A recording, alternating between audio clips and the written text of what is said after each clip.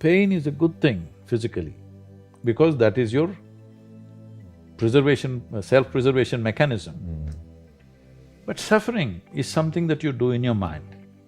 So pain that happens in your body, you take it in your mind and multiply it 1,000 times or 1,000,000 times, depending on how capable you are, and suffer it 1,000,000 times over.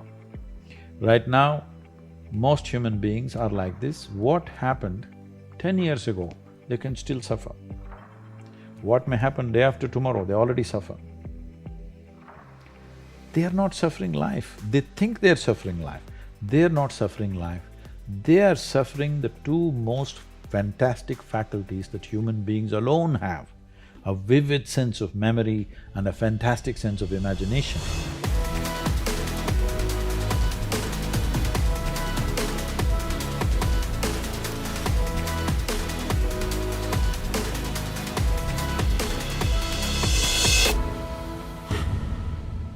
Hey everybody, welcome to Impact Theory. Today's guest is a mystic and New York Times best-selling author who has built one of the largest nonprofit organizations in the world.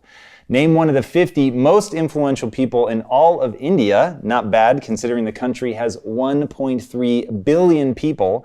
He has been invited to speak at some of the most prestigious international conferences on the planet, including the World Peace Summit, the United Nations, and the World Economic Forum.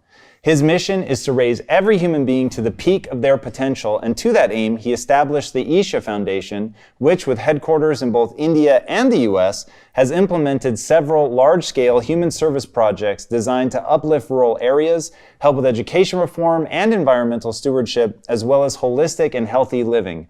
He's also written several profoundly transformational books, including Inner Engineering, A Yogi's Guide to Joy, and Adi Yogi, The Source of Yoga.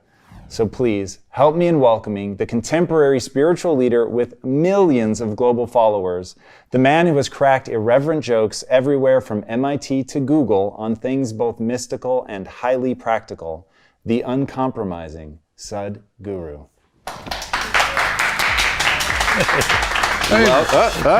Come after. How you doing? Welcome. I am beyond excited to have you on the show.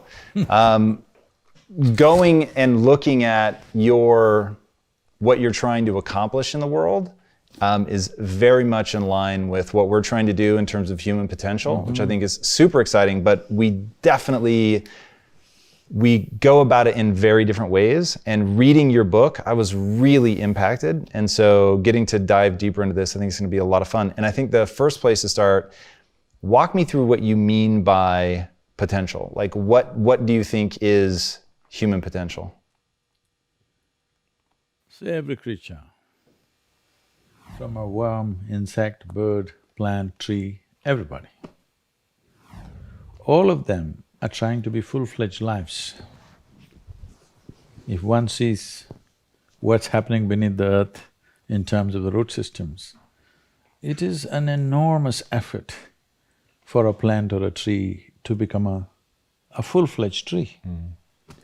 Well, an apple tree is not trying to be an oak tree, but an apple tree wants to be a full-fledged apple tree.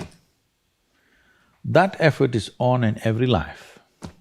So is it in human beings. But the problem with humanity is just this, that for every other creature, nature has drawn two lines. Within these two lines, they live and die.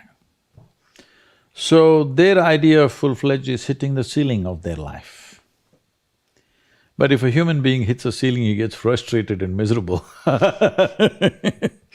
because nature, this process of evolution has delivered to us to a place where there is only the bottom line, there is no top line, though some human beings are trying to breach the bottom line and go below. That effort also is going on. So essentially, what human life is when life was in the other forms of life that you see on the planet,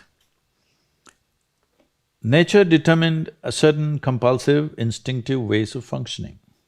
Once you become human, these lines have been removed. You can act consciously.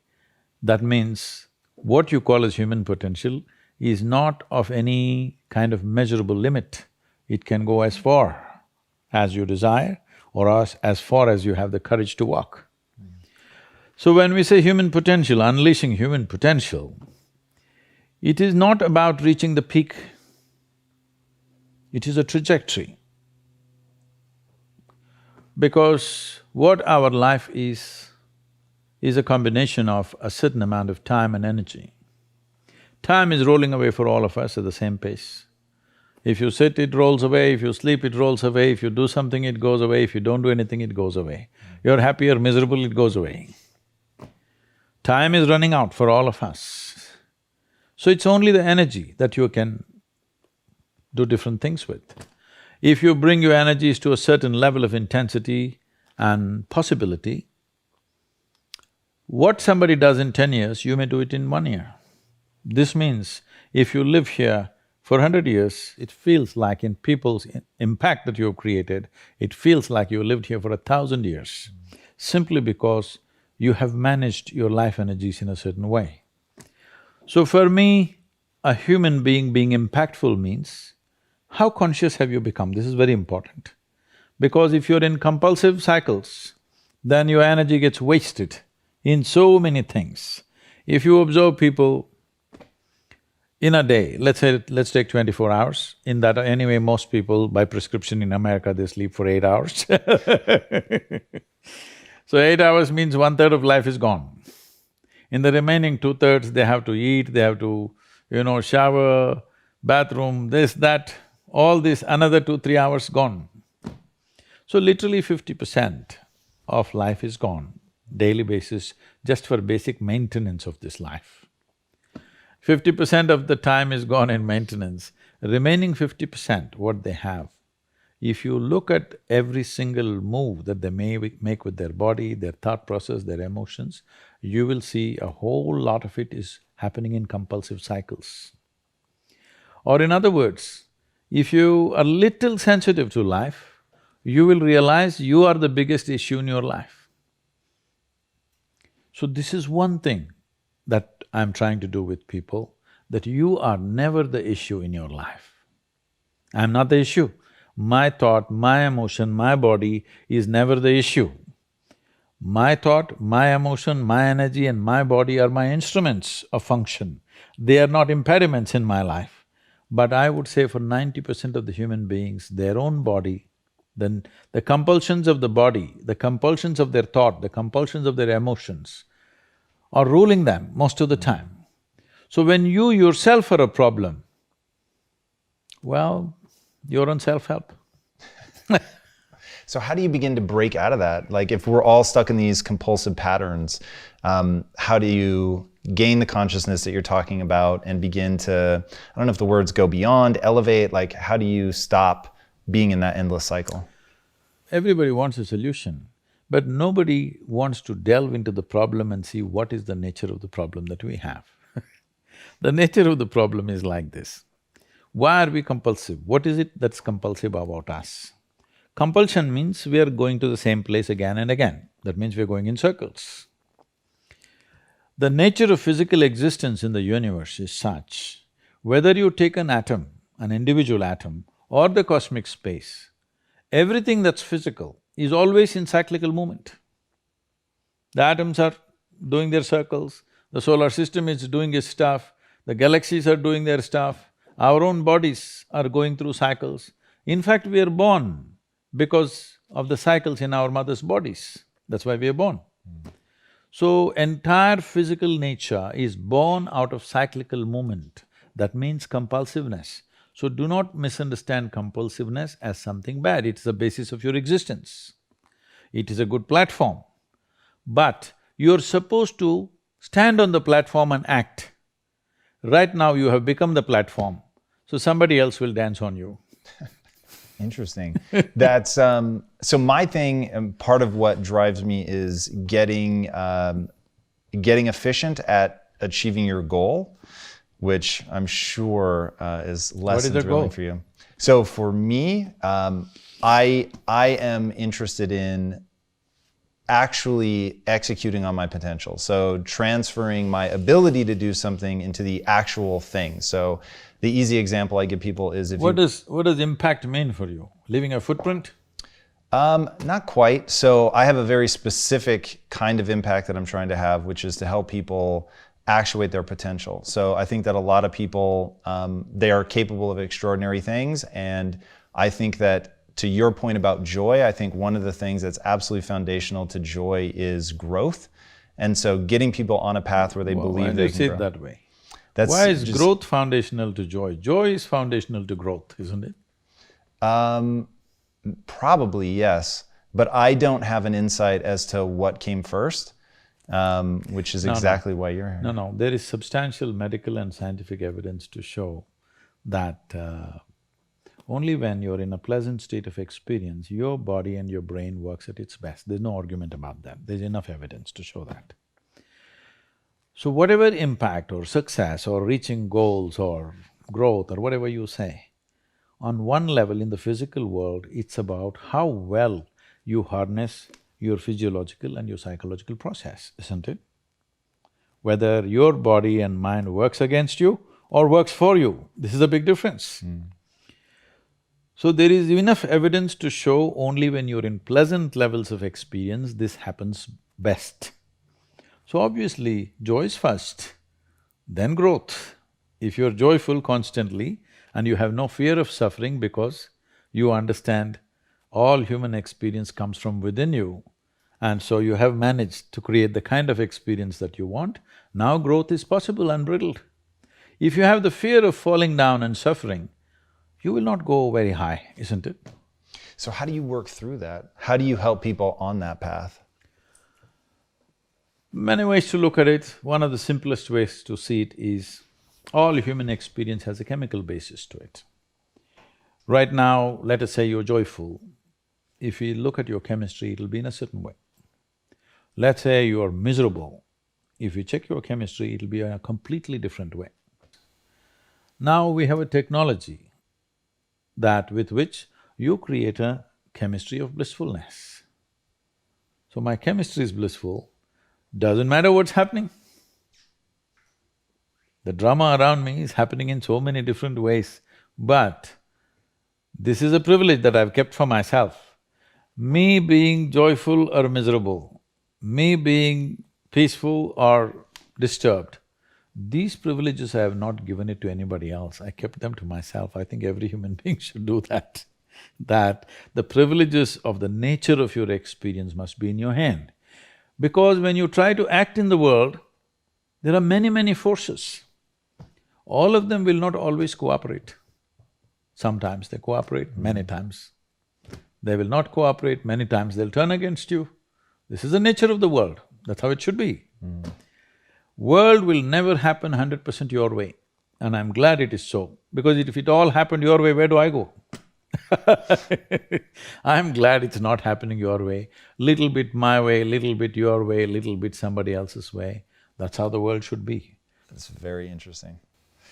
Is there a way to avoid falling into those traps? Like, I know that you've taken some very different approaches, at least from an American set of eyes, to raising your daughter and not wanting to put a lot of teachings on her.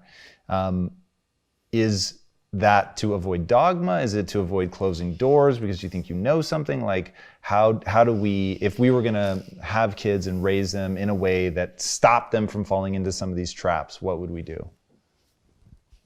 How many parents would dare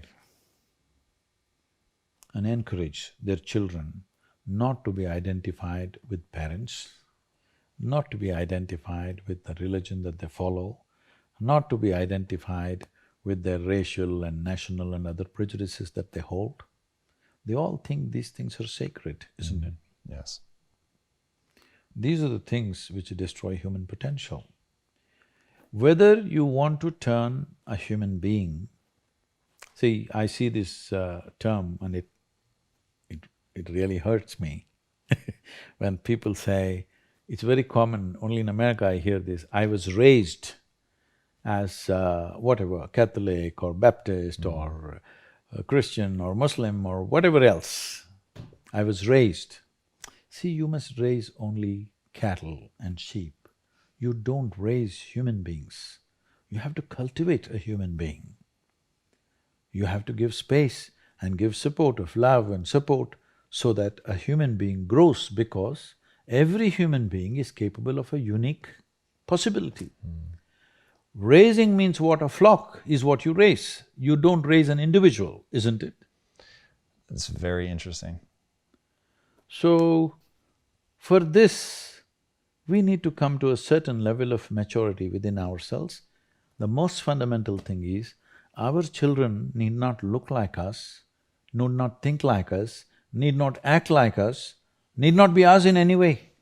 A child is not a legacy, it's a life. And it is an individual life. It has to be what it has to be. Well, if I do not influence, right now the fear is if I do not influence, somebody on the street will influence the child. On the social media, they'll influence the child. So to cultivate a child so that they know that the intrinsic intelligence and being human is more important than being influenced by this or that, it doesn't matter what it is. Whether it's parentage, or it's a priest, or it's a guru, or it's a pandit, it doesn't matter who. Influence is not important. What is important is the intrinsic intelligence finding its full potential. And do you think as we grow up in a modern context that we can avoid adopting those beliefs? You talked one time, I thought this was so interesting, about how every time you get a belief, it's like a conclusion, and every conclusion is a death unto itself, and it's like shutting a door on something. Yes, otherwise, see, you look at your own picture when you were 5 years of age, it's like this. Slowly it's becoming like this. What is it? You're dying in installments. The more conclusions you make, the less alive you become. This is all that's happened to people. They call this knowledge. This is not knowledge. This is just conclusions that you're drawing about everything. See, with all this scientific exploration, the fact is that even today, we do not know one single atom in its entirety. We know how to use them. We know how to use everything on this planet, but we don't know a damn thing about anything. Over 90% or 99% of an atom is empty. We don't know what that emptiness contains. Over 99% of the cosmos is empty. We don't know what that is.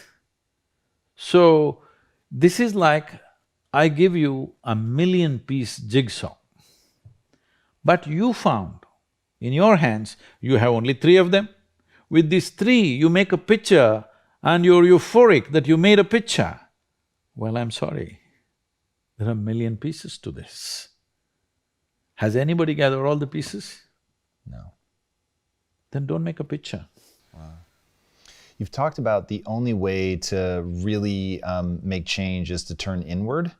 As we look inward, turn inward, go inward, what are we working on awareness, consciousness? Like what is the… See, right now, what are the instruments of your experience? You know you're here only because you can see, hear, smell, taste and touch. This is the only way you know that you're here right now. Suppose you doze off, don't, okay? Suppose you doze off, you don't know that you're here, isn't it? Yes.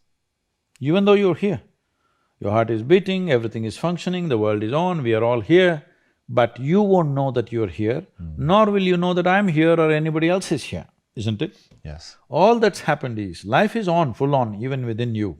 Only thing is, these 5 sensory organs have shut down.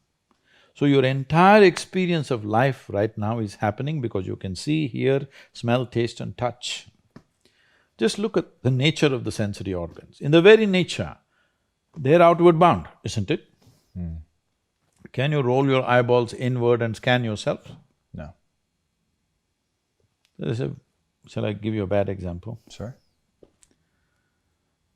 Our nose is located right above our mouth. Suppose you don't brush your teeth for 3 days.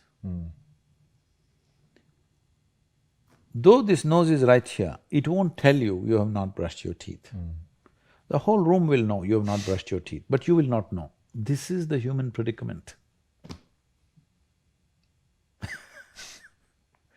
It's very easy to see what's wrong with this guy, what's wrong with her, what's wrong with her. It takes a lot of observation to see what's wrong with this. That level of keenness of observation is missing in most people. They need to cultivate that. And so it's tempting to, when reading your book and hearing your story, it's tempting to say, oh, this is how he cultivated that, whether it's sitting in the tree that was swaying and then doing swaying meditation. Is that actually how you cultivated it, or is there something else? Because somebody watching right now, they want to be able to begin to access this. And if it's a simple letting go of belief and dogma, or if it's awareness of the self. Letting go of belief and dogma is not simple. It's not simple. People are who they are only because of what they believe and what they have held like that. Because without this, they don't know where they belong. To live here without belonging to anything, but still involved with everything, takes a lot. Most people belong, but they're not involved. It is like belonging is like an insurance policy. It's simply there. Involvement takes you. To be constantly involved with people around you, it takes you to be conscious and on. But I belong to you. I don't have to do anything, I've professed already I belong to you. I'm married to you, I belong to you. Legally it is settled. So I don't have to be conscious of you, nor do I have to be involved with you, still I belong to you. So belonging means, believing or identifying simply means you have found a way to sleep through your life. It's called sleep. When we say, people usually use this term with animals, if you said, we put our cat to sleep, what does it mean to you? For real? That they killed their cat? Yes. So, I'm talking about sleep in that context. I believe this, I belong to this, I'm identified with this means it's sleep. That means you're partially dead. You made conclusions which takes away the life that bubbles within you. This is why people are walking around like they're dying in installments. Yeah, so the notion of not knowing, the notion of responsibility are two things that are really powerful. Can I just correct that Please. question? Yeah. Not knowing is not a notion, it's a fact. Okay. It's not a notion, you really do not know a damn thing about this existence, isn't it? Yes. We don't even know a blade of grass in its entirety. We do not know a single atom in its entirety. We do not know a single cell in this body in its complete context. We do not. We know some things, we can manipulate a few things, but we don't know much about it. So, it's like this.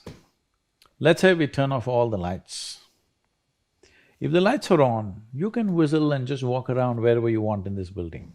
We'll turn off all the lights and make it pitch dark where you can't even see your own hand, like that. Now, every step that you take, will you take it in utmost alertness? Will you be fully awake or asleep? Fully awake. Fully awake. Why? Because you don't know where's the next step. Just to live like this. If you simply live like this, naturally you're on the highway to enlightenment. Everybody assume and believe because it's comfortable to simply believe something. The very word belief means this, that I have concretized assumptions of which I know nothing about, isn't it? Isn't it so? Yeah. Either you know or you do not know. Where does the belief come from? When you pretend what you do not know as I know, that's belief. But you can't believe something all by yourself. So you need 100 people around you. That's why always believers are in groups, seekers are alone. Talk to me about a seeker. What is a seeker? Is that something useful to cultivate? You don't have to cultivate this. This is intrinsic to human intelligence. If you do not bullshit yourself, with all kinds of things that you do not know as you know, is intrinsic to human intelligence to seek, isn't it? Yes. You don't have to teach seeking. You have to teach belief systems. You don't have to teach seeking. If you don't teach anything, everybody is a seeker. It is the nature of human intelligence, it naturally seeks. But people want to seek with the comfort of belief. They want to be in the belief system and then seek. This is like tying your boat to the pier and then rowing hard. It's good, it's not bad because it gives you good exercise. It's like being on the treadmill. Most people are on the treadmill because they are not walking or running to go somewhere. They're just trying to tone their muscles, it's perfectly fine. So if that's all you wish to do, it's fine. But if you want to go somewhere, you can't tie your boat and then row, isn't it? If you just let it go, even if you don't row, it will go. What do you tell people about responsibility? It's just your ability to respond. You have to make up your mind. Do you want to retain your ability to respond to every situation that may arise or may not arise in your life, or do you want to surrender your ability to respond? This is something everybody should make up their mind on. Do you have practices to keep yourself so open and so joyful? Life? That's it. What else? Life is an openness. Death is closing, isn't it? Death is a closure. Life is a possibility. If you're just alive, everything is open. Tell me, can you be alive? Suppose you don't like me. So you don't want to inhale what I exhale. Stop breathing and exist for some time, let me see. Possible? Yes. Without breathing. For a little while. How is little… how much is little for you? To hold my breath? Yeah. I don't know, 30 seconds? 10 seconds, 10 minutes? Definitely not 10 minutes.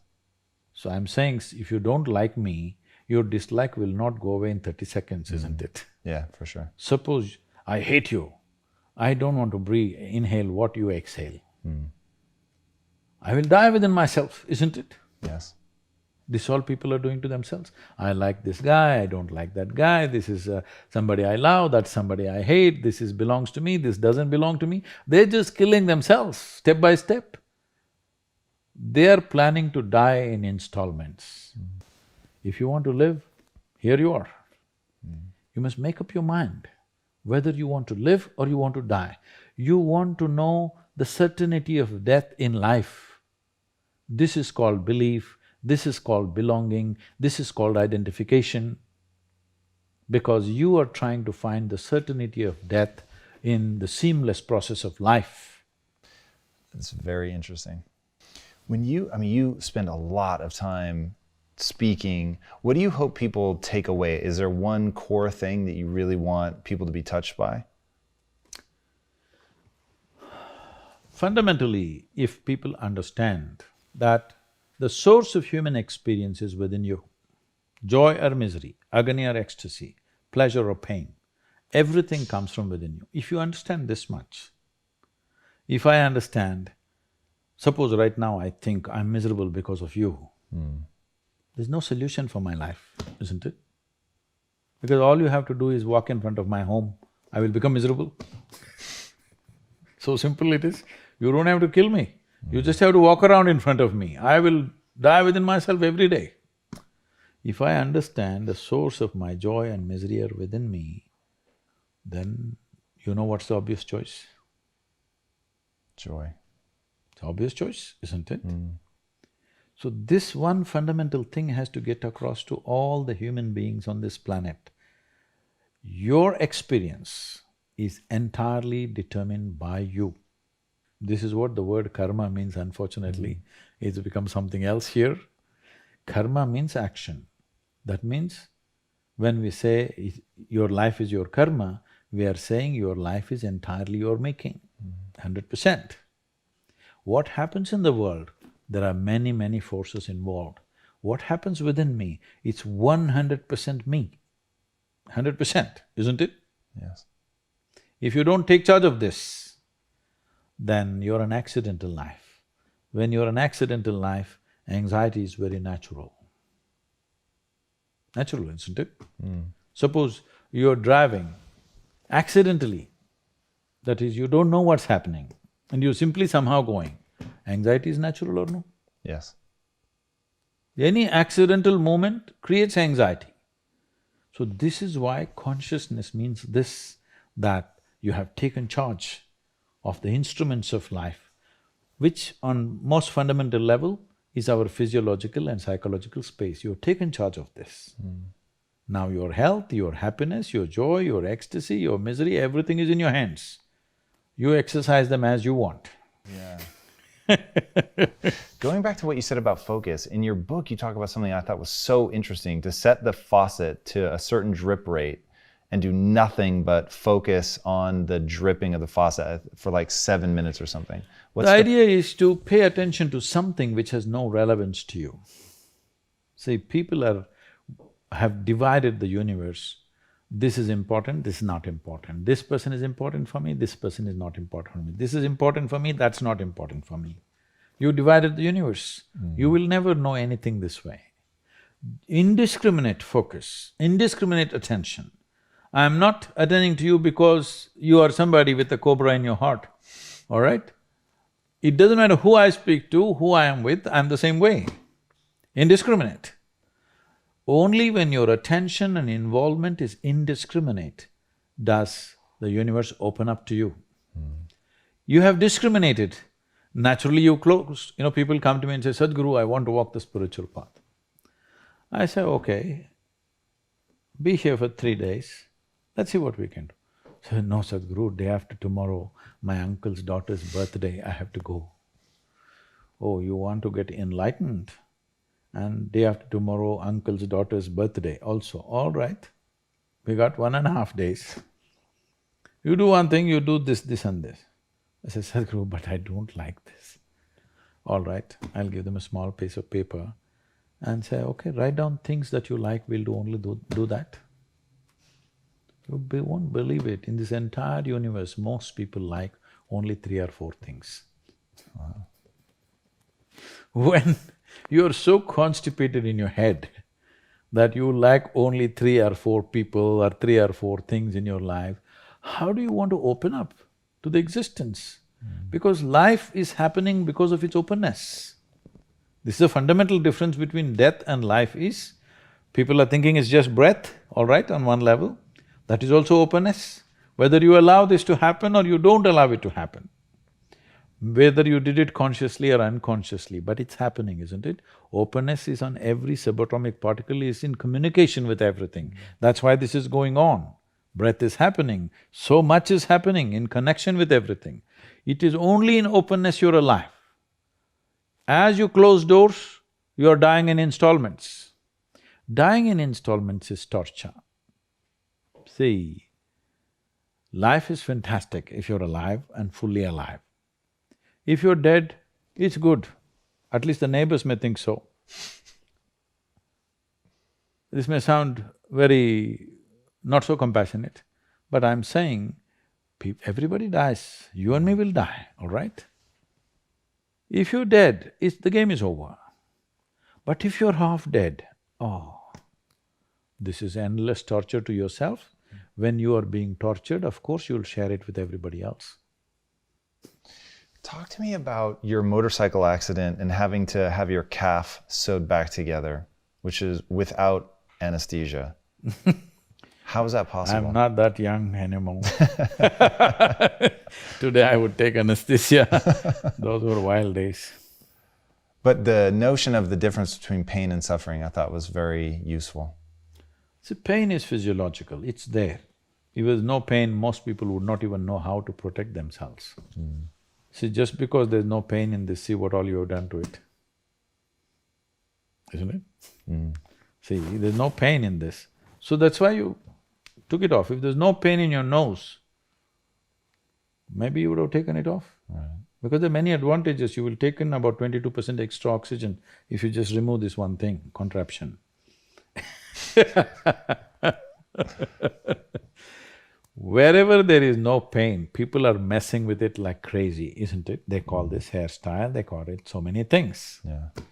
Suppose there was no pain in the entire body in Los Angeles, people would pull out their stomach bag and you think they wouldn't do it? No, they probably would. Only pain is helping them to preserve themselves, isn't it? So pain is good.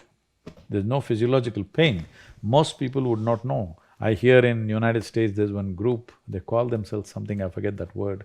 They're actually cutting their fingers off, their hands off on the video. Whoa. They're posting it online. There's a group like that. Whoa. Can you imagine this? No. In spite of so much pain, if there was no pain, almost everybody would have cut themselves off in the name of fashion, they would have cut themselves into ribbons. Wow. So pain is a good thing physically, because that is your preservation, self-preservation mechanism. But suffering is something that you do in your mind. So pain that happens in your body, you take it in your mind and multiply it 1,000 times or 1,000,000 times, depending on how capable you are or how stupid you are, and suffer it 1,000,000 times over. Right now, most human beings are like this. What happened 10 years ago, they can still suffer. What may happen day after tomorrow, they already suffer. They are not suffering life, they think they're suffering life. They're not suffering life, they are suffering the two most fantastic faculties that human beings alone have, a vivid sense of memory and a fantastic sense of imagination. Why do you think that depression and anxiety, suicide are so rampant right now? See, one thing is, the survival process has become easier than ever before. Believe me, in the morning if you need a bucket full of water, if you had to walk a mile to the river to get one bucket of water, and your family needed 25 buckets of water, you would have no time to mess yourself. Now you have a lot of time to mess yourself because our survival is better organized than ever before. Another thing is, most human beings do not know how to manage their biochemistry without physical activity. I've seen a whole lot of people, particularly teenage boys and girls between the ages of 12 and 16, who come to me with some severe, violent problems within themselves. If you leave them like that, they may kill themselves or kill somebody else, they're in that kind of state. Many of them have even killed their parents, it has happened all over the world. And in 2017, when I came to know that in India, which is not so much suicidal in that sense because there's a huge family support and stuff like that, in spite of that, in 2017, 18,600 children below 18 years of age committed suicide, out of which 7,200 are below 15 years of age. So 12, 13, 14-year-olds who must be bubbling with life are wanting to take their own lives. Why? Obviously we're doing something fundamentally wrong with the society, isn't it? Yes. Our goals and our stupid ideas of what is success is driving them nuts. Because we are trying to use our children like racehorses. That's interesting. And when you say that as something that represent us, that we've turned into something amazing, or in what way are they like racehorses? See, when you understand life as a race, if you're in a race, what's the objective? You must reach the finish line quick, isn't it? Yes. What is the finish line of your life? Death. There you have it. This may not be a conscious process, but life within you is understanding it like that. When you… see, you must understand this, whether you are conscious of it or not, any human being. Right now, if you make yourself miserable, you must understand you are sending a message to every cell in the body that I don't want to live. You might not have articulated it in your head yet, but when you become miserable, you notice suddenly your body seems heavy and it's like, doesn't want to get up from this chair. Have you seen this? Yes. When you're happy, you're willing to bounce at everything and do everything, bend backwards if necessary. Why this is happening is the message has gone to every cell in the body, this guy wants to die. They're all thinking, okay, what can we do to help him? But by then, of course, you recover. So you want to die, you want to live, you want to die, you want to live. The body is getting confused because you must understand this is a very intelligent body. It's taking instructions from you. Every cell in the body has enormous sense of memory and intelligence. If you keep sending wrong messages, if they act, you're dead. Because you're sending contradictory messages, you're not dead, you're half dead. You can give it any number of exotic names. Essentially, you have turned your intelligence against yourself. This is supposed to work for you, but now you've turned it against yourself, it's working against you. Yeah, I know I'm putting words in your mouth, which is very dangerous, but the whole notion of being half dead, I feel like you really address how to live fully in your book, Inner Engineering, which I was just really, really impacted by. If you had to define what inner engineering is exactly, how would you say it? See, do you agree with me that our lives today as a generation of people has become far more comfortable and far more convenient simply because of our understanding of science and our exploitation of that knowledge as technology? Yes, definitely. We are the most comfortable generation ever in the history of humanity, no question about it, isn't it? Yes. We are super empowered because of this science and technology. As there is a science and technology for our external well-being, there is a whole science and technology for inner well-being. Unfortunately, most cultures have ignored this and thinking that if we make all the external arrangements well, everything will be okay. United States of America is a huge statement that this is not how it works. Well said. The most affluent country on the planet, 70% of the population are supposed to be on prescription medication. Yeah. Wow. What's the best way for people to interact with you?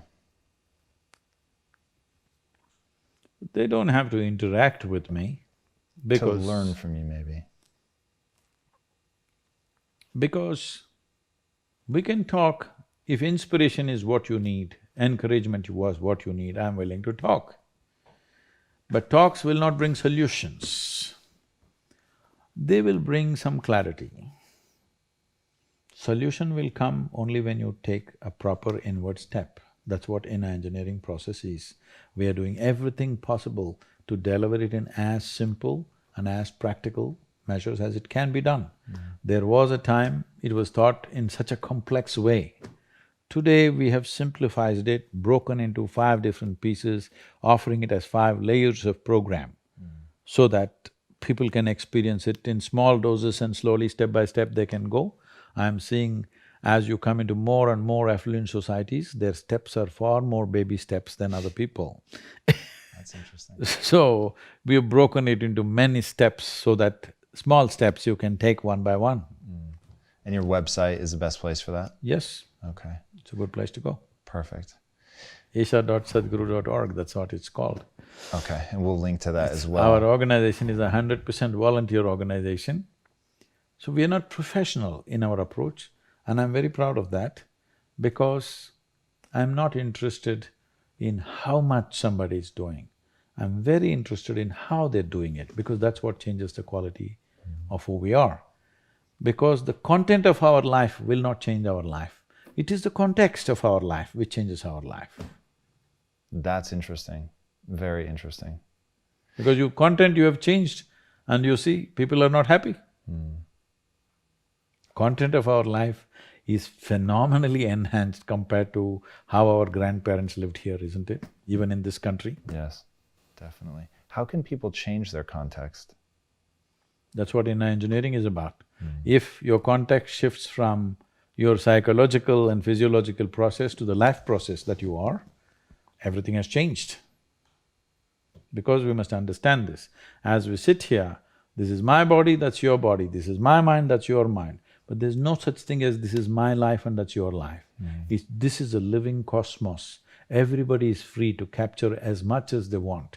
If you capture substantial amount of life, your very presence will become a significant life. Otherwise, you will become a mediocre life. This is the important thing. It's not the knowledge you gather in your head, it's not the muscle that you gather in your body, it's the life.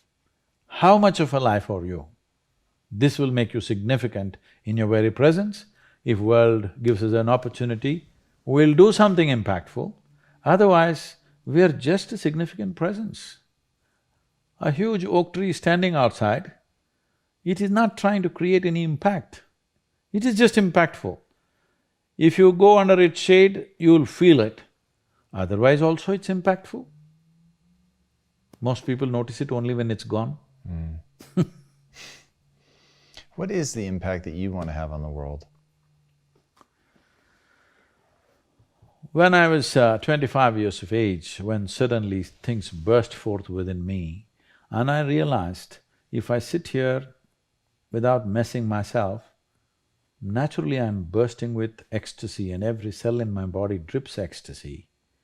I thought initially I'm going off my rocker. Then again and again when I saw over a period of 6 to 8 weeks, when I saw if I just close my eyes, I just burst into ecstatic states. So I clearly realized, if I don't mess with my physiological and psychological process, ecstasy is the only way to be. Nothing to be done, you don't have to do anything. When I realized this, I sat down and actually planned. On that day, the world's population was 5.6 billion people. I made a plan in 2.5 years' time that I will make the world ecstatic. Wow. No fool like a young fool, you know. Now, it's been 37 years, not 2.5 years. Well, people say we have touched over 500 million people or so. Whoa. Don't say whoa, you don't woe my failures. Yeah, I guess. Because my idea of humanity is 7.6 billion people. 500 million people, time going away, I'm condemned to die a failure, but I'm a blissful failure, all right? So, what we need is just this. Do you want to live in a beautiful world means what? Beautiful does not mean just a beautiful view of the ocean or something else. Beautiful means human life here is pleasant within every human being. The question is not about what I wear, what I drive, where I live, but how I am within myself. See, what we can do in the world is a question of times. In which time of history we exist, accordingly we do things. If we were here 100 years ago, we wouldn't be recording all this stuff, all right? We would be doing something different. But human experience is constant. Whichever generation you are, you can either be blissed out or misery. Always, forever. It has been so and it will be so. So, what we can do in the world is subject to many realities of the times. But how we can be within ourselves is always a possibility. So what is always a possibility must be manifested. Whether you will run faster than Mr. Bolt or not, whether you will climb Mount Everest or not, this is not the point.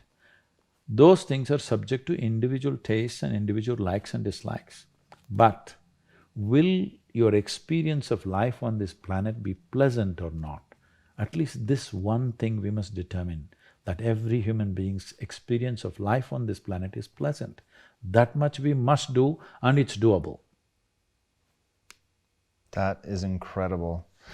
Sadhguru, thank you so much for being on the show. That was absolutely incredible. Thank you for your time.